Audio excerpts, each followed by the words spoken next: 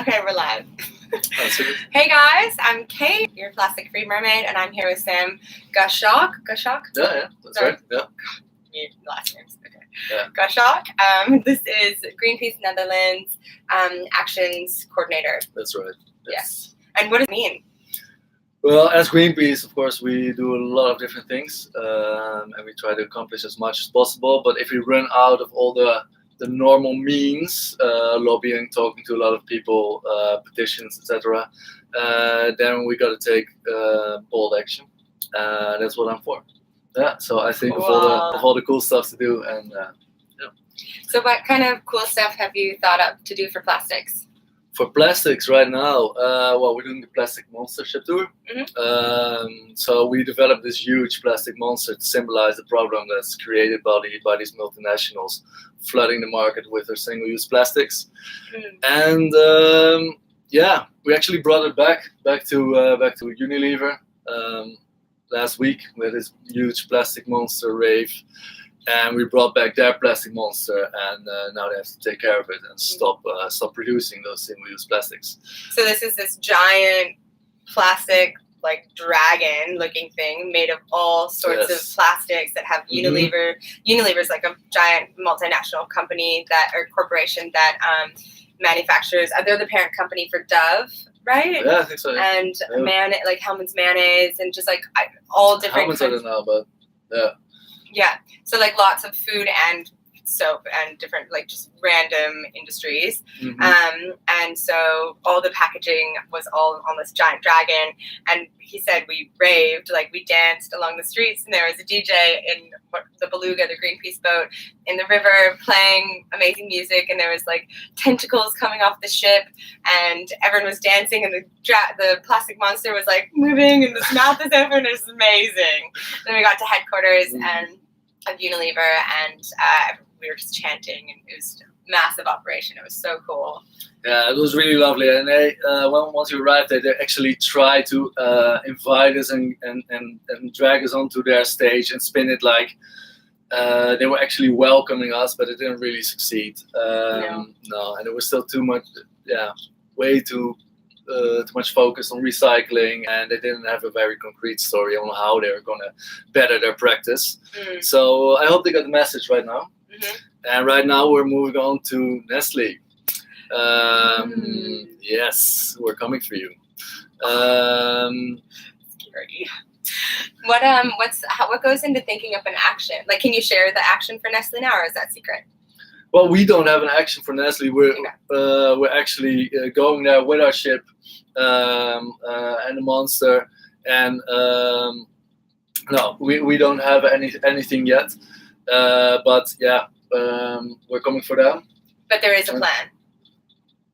I don't have a plan yet. So cryptic. But you never know. You never know. And yeah. What does it take? What like, how did you get your role as action coordinator, and what does it take to come up with an action? Well, it's quite a long story. My personal journey towards becoming an action coordinator was quite long. I started as a kid, going to multiple demonstrations and being political active. Demonstrations for what? A lot of different ones actually, but most of them concerned with more equal wealth distribution or with the climate. Okay. Yeah, environmental activism. And for how long? Well, my first big demonstration was when I was about 14 years old. It was a big one in Brussels, quite impressive. And yeah. Actually, that's when I got started, I think. And inspired by the power of activism and protest and rallies. Yeah, I got a lot of cool people around me back then. And then I first did an outdoor sports school, and after that I thought, okay, now I really want to do something else and learn a lot and contribute to a better world. So then I started studying political science and my master's international development studies. And now everything comes back together also with the outdoor sports school in my job as an AC, because I got to do a lot of stuff that I learned back then, also with our climbing team. Okay. So all those practices come together in my job, which is lovely. How?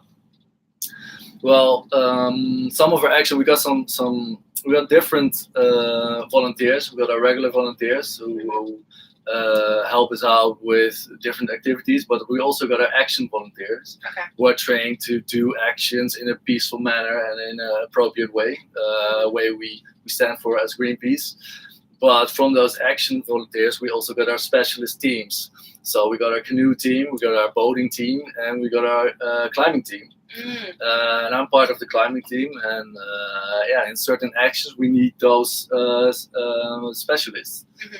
Sometimes they come together. Like I think it's 2 months ago, we stopped the palm oil ship from going into the Rotterdam harbor.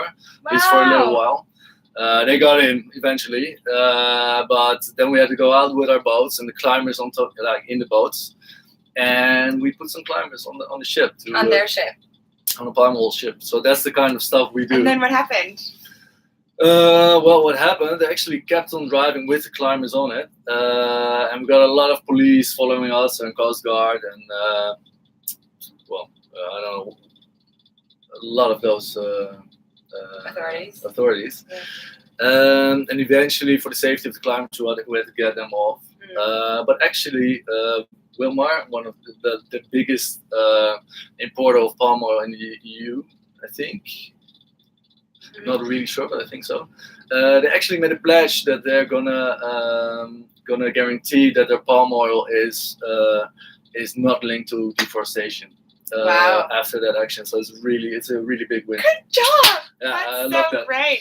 Yeah. Wow. Yeah. So now we have to see, Wilmar, if you are really stepping up your game and if you come through. Yeah. Wilmar, and otherwise, we'll be back.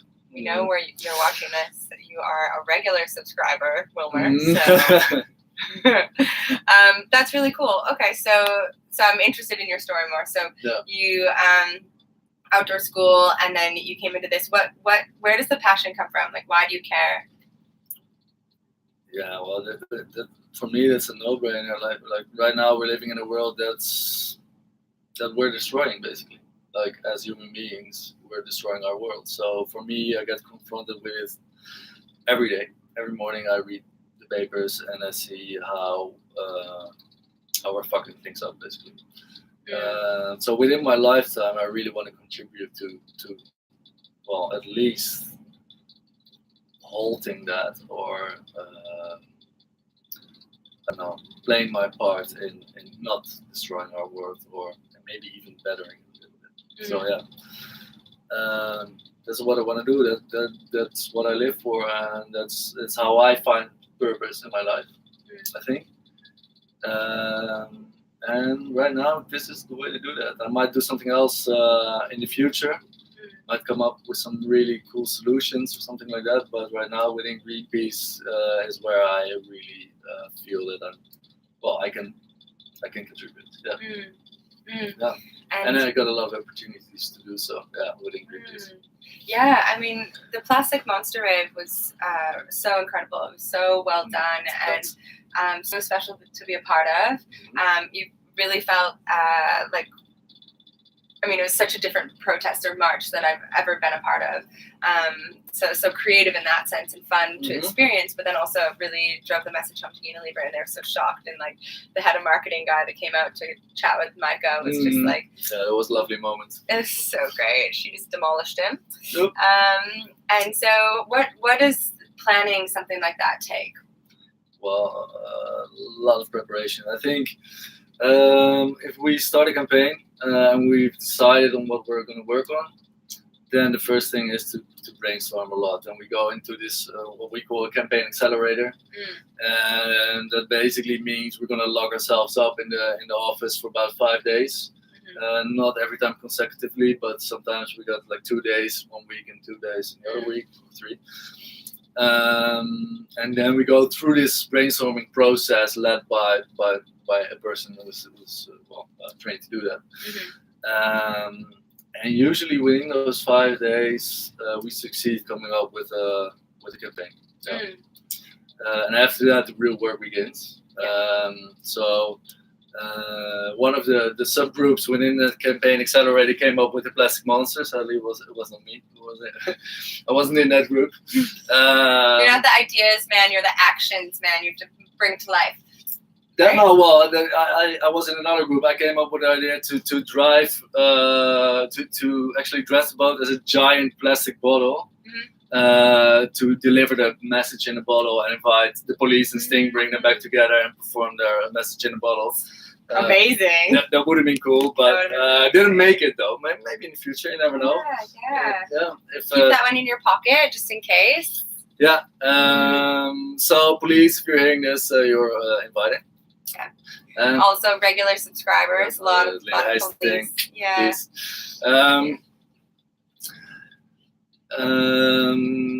So that idea didn't make it, and the plastic monster was definitely a winner. Like symbolizing the problem created by those multinationals in the form of a monster. Yeah, definitely was the best way to go. Yeah, absolutely nailed it. And then how? So ideas check. How do you bring it to life? Yeah, that was quite a task. Like, of course, you want it to be big, and you want it to really come to life. So my first idea was to have like this. There are some collectives, some artist collectives, and I think it's Cirque du Royale, for instance. They have these massive puppets, and they bring them to life within city centers and give this show. I first wanted to contact them, but they were like fully booked, and they need more time to actually make the things they do. Like, it's incredible. So they definitely need more time, I think. Okay. We just had a couple of months. But next time, like in the future, I would love to work with them and also with the Monster Bonds. That's the art collective that helped us right now. And the Monster Bond. They're actually called the Monster Bond. It was coincidental. I went to my friend. We love coincidences. Yeah. I have this artist friend, and she's amazing, and she knows so many art collectives in the region of Amsterdam. So I went to her and I asked her, okay, like I need to build a plastic monster. Do you know anybody who would be able to do that? And then she came up with the perfect match. She said, yeah, I know this art collective, and they're called the Monster Collective. So good. Yeah. And they're specialized in making big puppets. Also for instance, the Efteling, I think, which is one of the bigger amusement parks in the Netherlands. So, and they were based at the NESM plein. Oh, right. Handy. Very convenient. Near the office. It's right next door. It's like walking distance from the office. So that was a perfect match. Whoa. Oh, sorry. Sorry. And so I approached them, and they were really excited about this project. And living up to the name, I guess. Monster Bond, building a big monster. Very cool. And they were really helpful, really professional, and they made it happen. Yeah. They did indeed. Hopefully you tuned in and watched some of the Monster Rave and saw the amazing monster in action. Plenty of footage out there. Look up #Plastic Monster. And then so there's the Plastic Monster Rave. That was like one action within the whole campaign. Yes. Right? So what else are you involved with, and what did it take? Like, how did you prioritize? Well, right now we're on a ship, right? So I had to arrange a ship for the Monster Ship Tour. Okay. Multiple ones. We got the Beluga too, from Greenpeace Germany, and they're accompanying us and supporting us. Right now there are some scientists doing research on microplastics in the Rhine River. So we got that ship. And then we gotta have a ship to transport the monster and have a place for the campaign to do their work. So I had to find a ship that could serve those purposes. Okay. Which was quite a task. And after some research and visiting multiple ships, I thought of one of my best friends, Tim. His mother owns this ship, which is actually a bike and barge ship, which is used to do cruises along rivers in Europe, also the Rhine River, and the customers can either choose to drive their bike on the trajectory, or stay in the ship and relax. And you can hop on and off on every stop. So the front deck is quite large for the bikes. Right now we don't have any bikes but a month. And besides that, we have some space for the crew to work and to relax a little bit after our work. Yeah.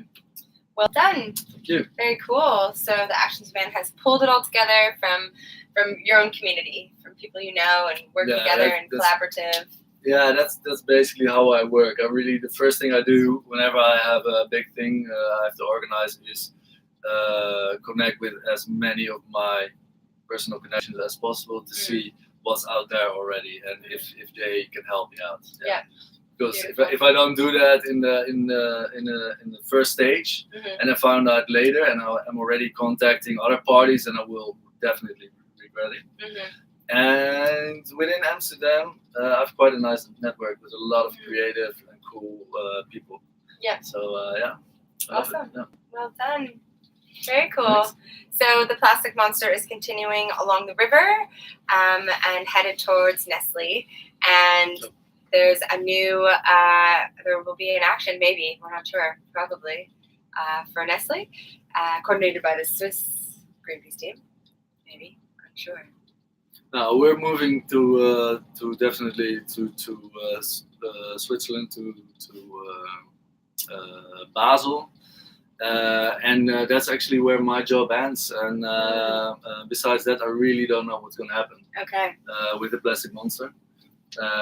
Stay tuned. Just follow the campaign, #PlasticMonster, to find out what happens next. It's really exciting to see where this campaign is going, targeting the corporations who are responsible for polluting our planet with all of this plastic, that are dominating the markets with their cheap plastic packaged products. We're sick of it. That's all the options that we have at the moment, and that's so frustrating. I live plastic free. It's extreme. It's not available to everyone. So we're targeting the corporations to demand better systems, better products, and better packaging, or no packaging at all. We are sick of single-use plastics. So definitely follow along. Where can people check out more about your work? About my work? Well, I don't really use much of many of the channels out there. Maybe I should. But right now, yeah, I don't know. Like just Greenpeace Netherlands, I guess. Yeah, and Greenpeace International. If we do good work, if we do proper work, then Greenpeace International will pick up on it and broadcast it and put it out there. And if we're doing an okay job, then definitely Greenpeace Netherlands will have it on their page. Awesome. And maybe I'll put something out there on my own pages as well. Yeah. Cool. All right. Thanks so much, Sam. Thank you. Thanks for tuning in, guys. Definitely subscribe if you haven't already to watch more interviews about plastics, activism, and solutions. Bye.